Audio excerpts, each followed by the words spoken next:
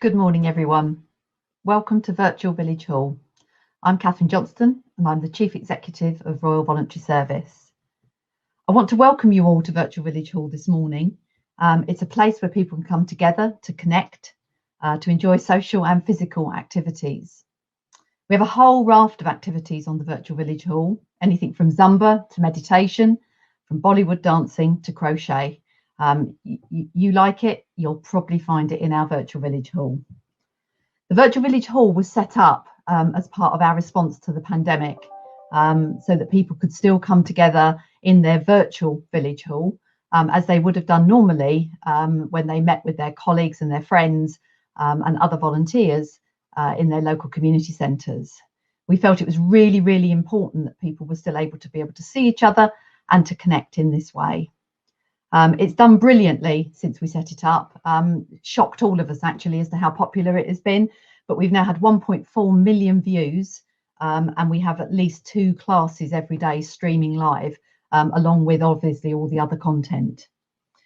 We've had a lot of feedback both on Facebook and directly, and lots of the people who've used it have said things like, it's made a real difference. Thank you for bringing these events into my life.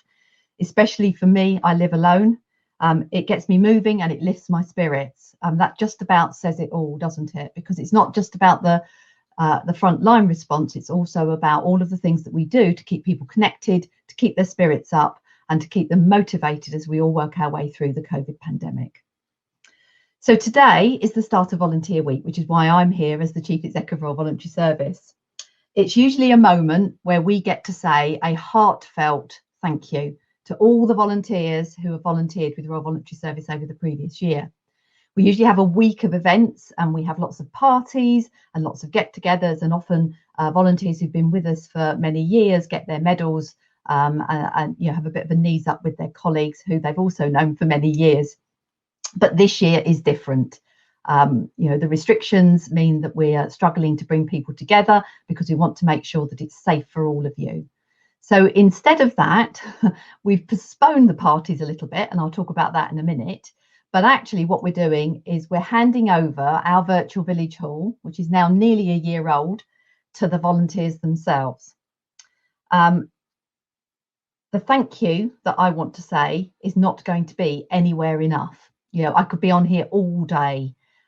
You have been amazing, whether you've been with us for a year, 6 months, or in one of our newer services, or whether or not you've been with us for decades. I am very privileged to lead an organisation that has seen more than 1 million volunteers step forward over the last year to support people who have been having a really tough time, whether that be the NHS and the staff and the patients there, or whether or not that be in your communities where people have been struggling to work out what to do next, particularly if they haven't got family or friends or close networks. So I have been hugely humbled. We've turned most of our existing services that we had pre-COVID, there were 800 services running in the week before COVID struck us, and we've turned as many of those as possible into COVID safe services, whether those be by phone, check-in and chats, or whether or not there are some other transport services and things that are still running. We've also set up our new services, and some of you who are joining today will be joining as part of the NHS Volunteer Responder or Vaccination Response. To date, we've got 1.9 million tasks been completed by NHS volunteer responders who are doing shopping, chatting, picking up prescriptions, transport. And then at Christmas, we expanded that scheme to bring on another 70,000 volunteers who've been deployed out into the vaccination centres and have been busy supporting all of the clinical staff and the St John's volunteers to get us all vaccinated, so that hopefully we can get to the end of the restrictions and get back to some sort of normal living. It is a fantastic achievement what we have collectively done, and we could not have done any of it without you, our amazing volunteers. You truly, truly have stepped forward, which, as many of you will know, is one of the main values of Royal Voluntary Service. To step forward, to give your time, to give your skills, your expertise, has been second to none in the last year. And I'm so glad that so many more of you have chosen to join us this year. to share with us the things that you are able to do and to make a big difference to how we have moved through the COVID pandemic. Whilst we can't have a physical party this week, there is a national thank you day on the 4th of July, and I would urge all of you to look out for it in your local area. There's a whole raft of fun activities planned for the day, including the biggest ever park run, a litter pick, a big lunch, and then very specially at 5 o'clock, we're going to be raising a cup of tea or a glass of wine, and we're going to be saying cheers to volunteers. And that is an opportunity for the whole of the nation to say thank you to all of the volunteers, to all of you, and to the 12.4 million individuals who've stepped forward during the pandemic to help one another. It truly has been a moment to write history, and it's pride in our own civic society and the way that we have helped each other through volunteering to get through. And the road ahead is long and quite tricky for many, many people who will continue to recover from COVID or from the impact of COVID. And therefore, I'm asking that as many of you stay with us over the coming months and years so that we can continue to adapt and flex our services so that they can be there at the front line for the people who need them the most. But I really, really hope that you are able to join us on the 4th of July and celebrate Cheers for Volunteers. And I don't think you'll be disappointed. There'll be lots on the telly, lots in your community. So a really great day for us all to come together. It will also be an opportunity to thank NHS staff, to drivers, to all the people who've worked in supermarkets and shops. Just, a real hug of our nation. So today is the first day of the takeover, and we've got an excellent lineup. We've got cooking, singing, dance classes. I'm reading at this point because there's so many.